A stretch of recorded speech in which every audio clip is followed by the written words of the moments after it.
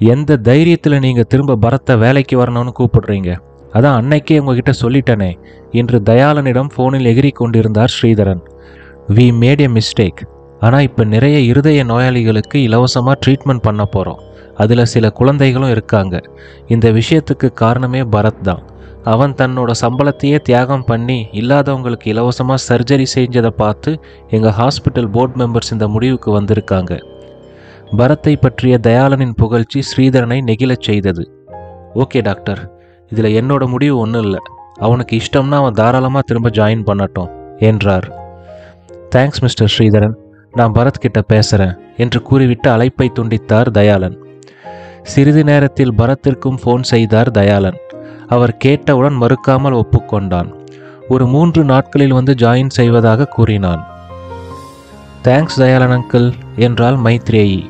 உங்கள் வார்த்தைக்கு இங்கே நிறைய மதிப்பு இருக்கும் போல என்றவளை சட்டை செய்யாமல், ராகவன் மேலேயும் கார்த்திகேயன் மேலேயும் என்ன ஆக்ஷன் எடுக்க போறீங்க என்றார். ஆக்சுவலி வி நீட் தெம் என்றவளை வினோதமாக பார்த்தார் தயாளன். அவங்க தப்பு செஞ்சுருக்காங்க. எஸ், உண்மைதான். ஆனால் இப்போ அவங்கள எக்ஸ்போஸ் பண்ணால் எங்கள் ரிசர்ச் பாதிக்கப்படுறதுக்கு நிறைய வாய்ப்பு இருக்குது. அதுக்காக டாக்டர் ராகவனால் ஒரு சின்ன பையன் இறந்துருக்கான். அவங்க 2 பேரும் இப்போ எனக்கு தேவையான ட்ரிகரிங் ரிசோர்ஸஸ், அதாவது துப்பாக்கி விசை மாதிரி. அவங்கள பார்த்து பரத் ரியாக்ட் ஆகிறதுக்கு நிறைய வாய்ப்பு இருக்குது. அந்த சுச்சுவேஷன் நாம் பரத்தை அப்சர்வ் பண்ணுறதுக்கு யூஸ்ஃபுல்லாக இருக்கும். தயாளன் சங்கடமாக தலையை குனிந்தார். அதை பார்த்த மோகன், டோன்ட் வரி டாக்டர் தயாளன், அவங்க 2 பேரும் நம்ம ஹாஸ்பிட்டலுக்கு நிறைய நஷ்டத்தை ஏற்படுத்தி இருக்காங்க. அவ்வளவு ஈஸியாக அவங்கள விட்டுட மாட்டோம் என்றார். மீட்டிங் முடிந்து சோர்வாக தன்னுடைய அறைக்குள் வந்து அமர்ந்தார் டாக்டர் தயாளன். ஏனோ அவர் மனது மிகவும் பாரமாக இருந்தது.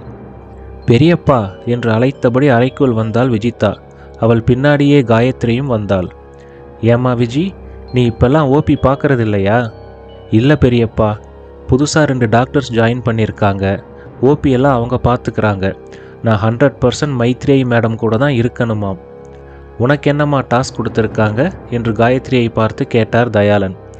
சில சைக்காலஜி ரிசர்ச் வீடியோஸ் அப்சர்வ் பண்ணணும். பரத் வந்த பிறகு அவர் பண்ணுற சர்ஜரியில எல்லாம் அவரோட பாடி லாங்குவேஜ் நோட் பண்ணி ஒரு சைக்காலஜி பேட்டர்ன் கிரியேட் பண்ணணும். ஒரு நீண்ட பெருமூச்சு விட்டார் தயாளன். உங்களுக்கு இது ஒரு நல்ல சான்ஸ் இல்லை. இவங்க சொன்னபடி கேட்டிங்கன்னா நீங்கள் ஃபாரினில் செட்டில் ஆகலாம். Maitreyi will take care of you என்றார். ஆமாம் பெரியப்பா, எனக்கு மைத்ரேயி மேடத்தை ரொம்ப பிடிச்சிருக்கு. பார்க்கறதுக்கு அப்படியே நடிகை ரேவதி மாதிரியே இருக்காங்க என்றாள் விஜிதா வெகுளியாக. கவலையாக சிரித்த தயாளன், இந்த பரத்துக்கு இதில் என்னம்மா லாபம்? He is just a lab rat, அவ்வளோதானே என்றார். சட்டென்று விஜிதாவின் முகத்தில் இருந்த சிரிப்பு மறைந்தது. அவருடைய எண்ண ஓட்டத்தை புரிந்து கொண்ட காயத்ரியின் முகத்திலும் லேசான வருத்தம் தெரிந்தது. தயாளன் மேலும் தொடர்ந்தார். அவன் யாருக்கும் எந்த கெடுதலும் பண்ணலை. அவனுக்கு கொடுத்த வேலையை நல்லபடியாக முடிச்சு கொடுத்தான். இவங்க சொல்கிறது எல்லாம் உண்மைன்னு எடுத்துக்கிட்டா கூட அவன் இறந்த பிறகும் அல்லாடுற ஆத்மாக்களுக்கு உதவி தான் செஞ்சுருக்கான். இது வரைக்கும் அவன் படித்த ஸ்கூல்லையும் காலேஜ்லேயும் அவன் யார் வம்புக்கும் போனதில்லை. அவனோட அம்மாவை கொஞ்சறதை பார்க்குறதுக்கு அவ்வளோ அழகாக இருக்கும். அவன் யாரையும் மதிக்காத மாதிரி தெரிஞ்சாலும் உண்மையில் யாருக்கும் எந்த கெடுதலும் செஞ்சதில்லை. பாவம் அவன். அந்த கடவுள் தான் அவனை இவங்க கிட்ட இருந்து காப்பாற்றணும். இவங்கெல்லாம் நினச்சதை அடையிறதுக்கு எந்த எல்லைக்கும் போகிறவங்க. ஒன்று மட்டும் எனக்கு நல்லா தெரியுது, என்னோட கடைசி காலம் நிம்மதியாக இருக்க போகிறதில்ல என்றார். காயத்ரிக்கு ஏனோ பரத்தை பார்த்து பேச வேண்டும் போல இருந்தது. மளிகை பொருட்கள் மற்றும் காய்கறிகள் அடங்கிய 2 பைகளை தூக்கி கொண்டு வீட்டிற்கு நடந்து சென்று கொண்டிருந்தாள் ரமா. இந்த பிரணவ கடை வரைக்கும் வாடான்னு சொன்னேன், எங்கே கேட்குறான் என்று மனதில் நினைத்து கொண்டாள். ஏதோ யோசனையில் திரும்பி பார்த்தவளுக்கு பரத் அங்கு ஒரு மூலையில் நின்று கொண்டிருப்பது நன்றாக தெரிந்தது. திரும்பி விடு என்று அவனை நோக்கி நடக்கத் தொடங்கினாள். இதை சற்றும் எதிர்பாராத பரத் எந்த பக்கம் ஓடுவது என்று தெரியாமல் பதறினான். அவன் தவிப்பை ரசித்தவள், பரத் கொஞ்சம் எங்கள் வீடு வரைக்கும் ஒரு பைய தூக்கிட்டு வர்றியா? ரொம்ப வெயிட்டாக இருக்கு, கையெல்லாம் வலிக்குது என்றாள். பரத்தின் முகத்தில் பதட்டம் மறைந்து சிரிப்பு வந்தது. அவளிடமிருந்து கனமான 2 பைகளையும் வாங்கி கொண்டான். உனக்கு பொண்ணு ஏதாவது பார்க்க ஆரம்பிச்சிட்டாங்களா பரத்? அம்மா பார்த்துக்கிட்டு இருக்காங்க. இல்லை, நீ அடிக்கடி இந்த பஸ் ஸ்டாண்டு பக்கமே சுத்துறியே, யாரையாவது லவ் பண்ணுறியா? அவளின் கேள்விக்கு இல்லை என்பதைப் போல தலையை ஆட்டினான். உங்கள் அம்மாவை ஒரு நாள் பார்க்கணுமே, நான் பார்க்கலாமா என்றாள் ரமா. ஈவினிங் கூட்டிக்கிட்டு வரட்டுமா என்றவனை ஆச்சரியத்துடன் பார்த்தாள். இந்த கேள்வியால் அவன் தடுமாறுவான் என்று எதிர்பார்த்தாள். அவள் யோசித்ததை புரிந்து கொண்டு, உங்களுக்கு சங்கடமா இல்லைன்னா எங்கள் அப்பாவையும் கூட்டிக்கிட்டு வரேன் என்றான். இப்பொழுது பரத்தின் முகத்தில் குறும்பு தெரிந்தது. ரமா நேராக விஷயத்திற்கு வந்தாள். இங்க பாரு பரத், இந்த வயசில் திடீர்னு நமக்கு ஒருத்தர் மேலே ஈர்ப்பு வரும். சிலரோட முகம் ரொம்ப பிடிச்சு போகும். அதை அடிக்கடி பார்க்கணும்னு தோணும். ஆனால் எல்லாமே நாகரிகமான முறையில் இருந்தால் எல்லாருக்கும் நல்லது. நீ கொஞ்சம் அதிகமாக படிப்புன்னு இருந்திருப்ப போல. அதான் நடைமுறை வாழ்க்கை உனக்கு பிடிபடலை என்றாள். ஒரு டாக்டருக்கே அட்வைஸ் செய்கிறோம் என்ற பெருமிதம் எழுந்தது அவள் மனதிற்குள். சரிங்க, இனிமே உங்களை பார்க்கணும்னு தோணுச்சுன்னா நேராக உங்கள் வீட்டுக்கே வரேன். ஜஸ்ட் ஒரு காஃபி மட்டும் கொடுங்க, குடிச்சிட்டு போயிடுறேன். என்னால் வேற எந்த தொந்தரவும் இருக்காது. பரத் இப்படி சொன்னதை கேட்ட ரமாவிற்கு என்ன பதில் சொல்வதென்று தெரியவில்லை. இதோ உங்க வீடு வந்துருச்சு என்றான். அதே நேரம் வீட்டின் கதவை திறந்து கொண்டு வெளியே வந்த பிரணவ் பரத்தின் கையில் இருந்த 2 பைகளையும் வாங்கி கொண்டு, யாரும்மா இது என்றான். பரத் உடனே கிண்டலாக, நான் உங்க அம்மாவோட பாய் ஃப்ரெண்ட் என்றான். ஒரு வினாடி திகைத்த பிரணவ், சும்மா காமெடி பண்ணாதீங்க சார். உங்களை நான் அடிக்கடி கோவிலில் உங்க அம்மா கூட பார்த்துருக்கேன். உள்ள வாங்க என்றான். உள்ளே சென்ற பரத்திடம் பிரணவ் ஹஸ்கி வாய்ஸில், எங்கள் அம்மா மிஸ்டர் முகுந்தனை தவிர வேற யாரையும் பாய் ஃப்ரெண்டாக ஏற்றுக்க மாட்டாங்க. அதாவது எங்கள் அப்பா. ஆனால் நான் அவரை பார்த்தது கூட இல்லை தெரியுமா என்றான். இதை கேட்ட பரத்தின் கண்கள் தானாக கலங்க ஆரம்பித்தன. அவன் கண்கள் கலங்கியதை ரமாவும் கவனித்தாள். அடுத்த சில நிமிடங்களில் பரத்தும் பிரணவும் வெகு நாட்கள் பழகிய நண்பர்கள் போல பேச ஆரம்பித்தனர். பரத் கொஞ்சம் அதிகமாகவே உரிமை எடுத்துக்கொள்வது போல தோன்றியது ரமாவிற்கு. ஆனால் பிரணவ் இப்படி மகிழ்ச்சியாக இருந்து அவள் பார்த்ததில்லை. அவன் தன்னையும் அறியாமல் தன்னை பற்றியும் தன் குழந்தை பருவத்தை பற்றியும் பரத்திடம் சொல்லி கொண்டிருந்தான். பிரணவ் தன் தந்தையை பற்றிய வருத்தத்தையும் கோபத்தையும் வெளிப்படுத்தும் போதெல்லாம் பரத் சங்கடத்தில் தவிப்பது ரமாவிற்கு நன்றாக தெரிந்தது. சரி, 2 பேரும் வாங்க, சாப்பிடலாம். இருவரும் டைனிங் டேபிளில் அமர்ந்தனர். பிரணவ் சாப்பிடும் முறையை ரசித்து பார்த்து கொண்டிருந்தாள் ரமா. பிரணவ் அப்படியே அவனுடைய அப்பா முகுந்தனைப் போலவே ருசித்து சாப்பிட்டு கொண்டிருந்தான். மெதுவாக திரும்பி பரத் சாப்பிடுவதை பார்த்தவள் திடுக்கிட்டாள். ஏனென்றால் பரத் சாப்பிடும் முறையும் பிரணவைப் போலவே இருந்தது. சாப்பிட்டு முடித்தவுடன் இருவரும் சோஃபாவில் அமர்ந்தனர். பரத் மெதுவாக பேச்சை ஆரம்பித்தான். ரமு என்று ஒருமையில் ஆரம்பித்தவன் சட்டென்று சுதாரித்து, உங்க அம்மாவுக்கு அடிக்கடி மயக்கம் வருமா என்றான். ரமாவும் பரத்தின் தடுமாற்றத்தை கவனிக்க தவறவில்லை. ஆமாம் பரத் சார், அம்மாவுக்கு ஹார்ட் ப்ராப்ளம் கொஞ்சம் இருக்குது. ஆனால் ட்ரீட்மெண்ட் எடுக்க நிறைய செலவாகுமேன்னு தள்ளி போட்டிருக்கோம். நல்லதாக போச்சு. எங்கள் ஹாஸ்பிட்டல் அடுத்த வாரம் நிறைய பேருக்கு இலவசமாக ட்ரீட்மெண்ட் கொடுக்குறோம். அம்மா அங்கே கூட்டிக்கிட்டு வர்றியா? பிரணவின் முகத்தில் மகிழ்ச்சி தெரிந்தது. கண்டிப்பாக கூட்டிகிட்டு வரேன் சார். அங்கே வந்து யாரை பார்க்கணும் என்று கேட்டவுடன், அங்கே வந்த உடனே எனக்கு ஃபோன் பண்ணுங்க என்றான் பரத். அப்புறம் நீ எங்கே வேலை பார்க்குற?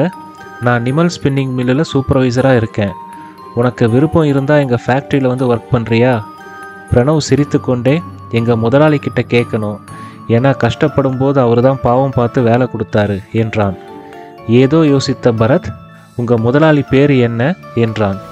உடனே பிரணவ், தி கிரேட் இண்டஸ்ட்ரியலிஸ்ட் பிரஜாபதி சார் என்றான். பிரஜாபதியின் பெயரை கேட்ட அடுத்த நொடியில் பரத்தின் முகம் இருண்டு போனது. அவன் கண்களில் ஒருவித கலக்கம் தோன்றியது. டே பரத், சொல்லுங்கப்பா. இங்க பாருடா உங்க அம்மாவை. வர வர இவளை பார்த்தாலே பயமா இருக்கு.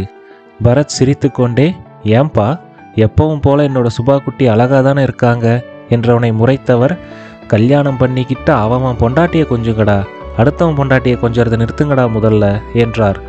அவர் சொல்லி கொண்டிருக்கும் போதே சுபா பரத்திற்கு அருகில் வந்து அவன் தோளின் மீது சாய்ந்து உட்கார்ந்தாள். ஸ்ரீதரனுக்கு சற்று பொறாமையாக இருந்தாலும் அதை வெளியில் காட்டிக்கொள்ளாமல், இங்க பாருடா, நம்ம ஃபேக்ட்ரியில் வேலை செய்கிற விமன் எம்ப்ளாயீஸ் எல்லாருக்கும் வேலைக்கு வந்து போகிறதுக்கு 2 பஸ் தனியாக விடணுமா உங்கள் அம்மா சொல்கிறா. நல்ல விஷயந்தானப்பா. இதை கேட்ட சுபா, என் கண்ணு குட்டி என்று பரத்தை கொஞ்சினாள். இம்முறை நிஜமாகவே ஸ்ரீதரனுக்கு கோபம் பொத்து கொண்டு வந்தது. 2 பஸ் பிரைவேட் கான்ட்ராக்ட் விட்டா கூட வருஷத்துக்கு நமக்கு 16 லட்சம் செலவாகும்டா என்றார். அதான் போன வருஷம் எல்லா ஆப்ரேஷனல் எக்ஸ்பென்ஸும் போக நமக்கு 11 கோடி லாபம் வந்திருக்குல்ல என்றாள் சுபா. ஆனால் அதுக்கு முந்தின வருஷம் வெறும் 4 கோடி தான் ப்ராஃபிட் தெரியுமா என்றார் ஸ்ரீதரன் கடுப்பாக. அதான் நாங்கள் வந்துட்டோம்ல, இனிமேல் எல்லாம் சரியாகிடும் என்றாள் சுபா. அம்மா, எனக்கு தெரிஞ்ச லேடி ஒருத்தருக்கு நம்ம ஃபேக்ட்ரியில் வேலை போட்டு கொடுக்குறீங்களா என்றான் பரத். பரத் கெஞ்சி கேட்டதை பார்த்த சுபாவிற்கு அழுகையே வந்துவிடும் போல் இருந்தது. ஐயோ, என்னடா இப்படி கேட்குற? அது நம்ம ஃபேக்டரி. நீ எத்தனை பேருக்கு சொல்றியோ அத்தனை பேரும் உடனே ஜாயின் பண்ணலாம் என்றாள். ஸ்ரீதரன் கோபமாக எழுந்து கிச்சனிற்குள் சென்று ஒரு சொம்பு தண்ணீரை எடுத்து மடக் மடக் என்று குடித்தார். அவருக்கு வந்த ஆத்திரத்தில் சட்டையையும் பேண்டையும் கலற்றி போட்டுவிட்டு ரோட்டில் போய் நிற்க வேண்டும் போல் இருந்தது. சுந்தரம் மல்டி ஸ்பெஷாலிட்டி ஹாஸ்பிட்டலின் கார்டியாலஜி பிரிவில் ரகசியமாக சில மாற்றங்கள் நடந்து கொண்டிருந்தன. கார்டியாலஜி பிரிவை சேர்ந்த அனைத்து பேஷண்ட்டுகளையும் ஓபி பார்க்கும் டாக்டர்களையும் தற்காலிகமாக வேறு பில்டிங்கிற்கு மாற்றியிருந்தார்கள். திங்கட்கிழமை பரத் மீண்டும் பணிக்கு சேர்வதற்குள் சில அதிநவீன உபகரணங்களை முக்கியமான அறைகளில் பொருத்தி கொண்டிருந்தார்கள். சுரேஷ், இன்ஃப்ராரெட் கேமராக்களை முக்கியமான இடத்துல பொருத்தியாச்சா? ஆல்மோஸ்ட் டன் என்றார் சுரேஷ். பரத் ரெகுலராக கார் பார்க் பண்ணுற இடம், கேன்டீனுக்கு வெளியே அவன் ஸ்மோக் பண்ணுற இடம், முக்கியமாக அவனோட கேபின் அண்ட் ஆப்ரேஷன் தியேட்டர்ஸ், இந்த எல்லா இடத்துலையும் electro magnetic frequency detectors, IR thermometers, நாம் கண்டுபிடிச்ச latest digital voice recorders, hologram cameras fix பண்ணிடுங்க என்று சொல்லிக்கொண்டே முன்னே நடந்தவள் சட்டென்று திரும்பி சுரேஷிடம், how much time do you need என்று கேட்டாள். சண்டே ஈவினிங் எல்லாம் ரெடியாக இருக்கும். எனக்கு சண்டே ஈவினிங் டெஸ்ட் ரன் பண்ணி ரிப்போர்ட்ஸ் வேணும். ஷோர். ஏதோ யோசித்தவள், சரி, அப்படியே அந்த வயசான ஆப்ரேட்டர் உட்கார்ந்துக்கிட்டு இருக்கிற லிஃப்ட்லையும் ஃபிக்ஸ் பண்ணிடுங்க என்றாள். நேராக தன் அறைக்குள் சென்றவள் அங்கு மோகன் அமர்ந்திருப்பதை கண்டாள். மோகனுடைய முகத்தில் கவலை தெரிந்தது. என்ன விஷயம்? ஏன் டல்லாக இருக்க? 2 மாதம், அதுவும் பாதிக்கு மேலே ஃப்ரீ ட்ரீட்மெண்ட் அண்ட் சர்ஜரிஸ். நாம் டாக்டர்ஸ் ஃபீஸ் அவாய்ட் பண்ணால் கூட மற்ற எக்ஸ்பென்ஸ் எல்லாம் சேர்த்து கிட்டத்தட்ட 2 கோடிக்கு மேலே ஆகிடும் என்றார். மோகனின் கவலையை புரிந்து கொண்ட மைத்ரேயி தன் செல்போனை எடுத்து யாரிடமோ பேசினாள். பேசிவிட்டு மோகனை பார்த்து, இன்னும் 10 நிமிஷத்தில் 3 கோடி ரூபாய் நம்ம ஹாஸ்பிட்டல் ட்ரஸ்ட் அக்கௌண்ட்டுக்கு கிரெடிட் ஆகிடும் என்றாள். இதை கேட்ட மோகனின் முகத்தில் மகிழ்ச்சி தெரிந்தது. அப்புறம் இன்னொரு விஷயம் சொல்லு மைத்ரேயி, அம்மாவை சீக்கிரமே நம்ம வீட்டில் இருக்கிற அப்பாவோட ரூமுக்கு மாற்றிடு. 24 மணி நேரமும் அவங்கள பார்த்துக்க 2 அட்டெண்டர் இருக்கட்டும். அப்படியே எல்லா நாளுமே அம்மா தலையில் அந்நிய பூவும் போட்டும் வச்சு விட சொல்லு. அதே மாதிரி அம்மாவை கூட இருந்து பார்த்துக்கிற யாரும் அங்கே இருக்கிற அப்பாவோட எந்த பொருளையும் தொடக்கூடாது. கொஞ்சம் ஸ்ட்ரிக்டாக சொல்லிடு. ஏன் அம்மாவை இப்போவே வீட்டுக்கு கொண்டு போகணும்? எதுக்கு என்று குழப்பத்துடன் கேட்டார் மோகன். அம்மா இங்கே இருந்தா அப்பாவும் இங்கேயே தான் இருப்பார். அப்பா இருந்தா பரத் தடுமாற மாட்டான். அவன் தடுமாறினாதான் நம்மளால் பல விஷயங்களை அப்சர்வ் பண்ண முடியும். அதுவும் இல்லாமல் நம்ம அப்பா நம்மளை விட ரொம்ப புத்திசாலி, ரொம்ப நல்லவரும் கூட. மைத்ரேயின் பின்னால் நின்று கொண்டு அவளையே பார்த்து கொண்டிருந்தது டாக்டர் சுந்தர மகாலிங்கத்தின் உருவம். அதனுடைய முக அமைப்பில் அதீத கோபம் தெரிந்தது. ஐயா, அந்த பரத் நம்மக்கிட்ட வேலை பார்க்குற பிரணவ் வீட்டுக்கு அடிக்கடி போகிறான். நேற்று அந்த பக்கமாக போனேன். பிரணவ் வீட்டுக்குள்ள ஒரே சிரிப்பு சத்தம். அனைத்தையும் பிரஜாபதி அமைதியாக கேட்டுக்கொண்டிருந்தார். பரத் விஷயத்தில் ஏற்கனவே செய்வதறியாது தவித்து கொண்டிருந்தார். அவர் மனது ஆழ்ந்து யோசித்து கொண்டிருந்தது. டேய், அந்த பரத்தோட ஜாதகமும் கைரேகையும் கேட்டனே, என்னாச்சு? ஜாதகத்தை அவங்க ஜாதி ஆளுங்களோட திருமண மையத்திலிருந்து வாங்கியாச்சு. நமக்கு தெரிஞ்ச ஆளுங்களை வச்சு அவனோட கைரேகையும் நேற்றே எடுத்துட்டோம். பிரஜாபதி உடனே, நீ இன்னும் 2 பேரை கூட்டிக்கிட்டு குள்ளராயம் பாளையத்துக்கிட்ட இருக்கிற நம்பூதிரி ஆசிரமத்துக்கு போ. இதை அவர்கிட்ட கொடுத்துட்டு நான் எப்போ வரணும்னு கேளு. இருட்டுறதுக்கு முன்னாடியே ஆசிரமத்துக்குள்ளே போயிடுங்க, புரியுதா என்றார். சரி என்பதை போல தலையாட்டி விட்டு அவருடைய அடியால் அந்த இடத்தை விட்டு நகர்ந்து சென்றான்.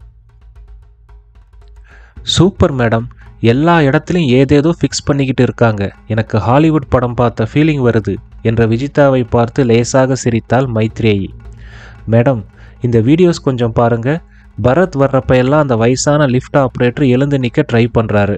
ஆனால் அதே மோகன் சாரோ இல்லை தயாளன் சாரோ வந்தால் கூட அவர் பெருசாக அலட்டிக்கிறதில்ல என்று கம்ப்யூட்டர் திரையில் ஒரு வீடியோவை நோக்கி கை காண்பித்தாள் காயத்ரி. சில வினாடிகள் அந்த வீடியோவை உற்று பார்த்த மைத்ரேயி, அந்த ஆப்ரேட்டர் பேர் வாசு.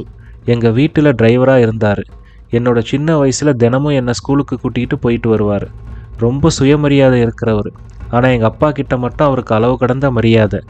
எங்கள் அப்பா இறந்த பிறகு அவருக்கு நிறைய பணம் கொடுத்தோம். ஆனால் அவர் உடம்புல தெம்பு இருக்கிற வரைக்கும் வேலை செஞ்சு தான் சாப்பிடுவேன்னு பிடிவாதமாக மறுத்துட்டார். அதனால தான் அவருக்கு உட்கார்ந்து பார்க்குற இந்த வேலையை கொடுத்தோம். அவர் பரத் வரும்போது மட்டும் எழுந்து நிற்கிறாருன்னா அவருக்கும் ஏதோ தெரிஞ்சிருக்கு. பார்த்துக்கலாம். மண்டே தானே நம்ம ஹீரோ ஜாயின் பண்ணுறாரு. ஐயா என்று தன்னை மறந்து கத்தினாள் விஜிதா. அடடா, உனக்கு தெரியாதா? Bharat is joining back. He is coming here by Monday என்றாள் மைத்ரேயி. மேடம் என்ற குரல் கேட்டு திரும்பினாள். அங்கு கதிர் நின்று கொண்டிருந்தான். மேடம், பிரஜாபதி ஆளுங்க பரத்தோட ஜாதகமும் கைரேகையும் கலெக்ட் பண்ணியிருக்காங்க. அதை எடுத்துக்கிட்டு குள்ளராயம் பாளையத்துக்கிட்ட இருக்கிற நம்பூதிரி ஆசிரமத்துக்கு போயிருக்காங்க. இன்ட்ரெஸ்டிங் என்று கூறியபடி அவளுடைய செல்போனை எடுத்து யாருக்கோ டயல் செய்தாள். தொடர்பு கிடைத்தவுடன் கதிர் அவளிடம் கூறிய அனைத்து விவரங்களையும் மறுமுனையில் பேசியவரிடம் கூறினாள். பிறகு, ஞாபகம் இருக்கட்டும், அந்த நம்பூதிரி சொல்றது எதுவா இருந்தாலும் எல்லாமே நமக்கும் தெரியணும் என்று கூறி போனை வைத்தாள். மேடம், இந்த பொய்யான விஷயங்களுக்கெல்லாம் பயப்படணுமா என்ன என்ற கதிரிடம், ஜோஷியம் ஜாதகம் எல்லாமே பொய் கிடையாது கதிர், அது எனக்கு நல்லா தெரியும்னு தான் இங்கே நிறைய பேர் பொய் சொல்லிக்கிட்டு திரிகிறாங்க என்றாள். மாலை நேரத்தில் சாய்பாபா காலனியில் உள்ள சாய்பாபா கோவிலில் அமர்ந்திருந்தான் பரத். அவன் தர்காக்களிலும் சமாதி வழிபாடு நடக்கும் இடங்களிலும் நுழையும் போது அவனுடைய உடலில் எந்த வலியும் தோன்றுவதில்லை. சுபா சத்யநாராயண வழிபாட்டிற்கு பணத்தை கட்ட போயிருந்தாள்.